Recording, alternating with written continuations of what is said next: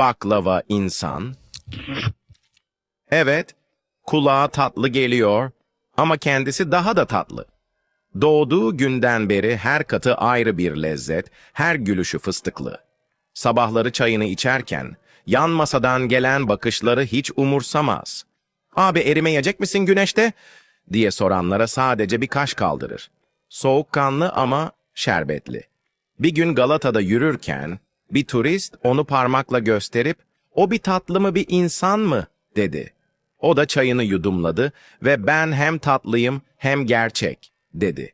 Kimse onun kadar hem çıtır hem karizmatik olamaz. Güneş parladıkça daha çok parlar, rüzgar estikçe tatlı bir fıstık kokusu yayılır. İstanbul'un sokakları onsuz artık eksik.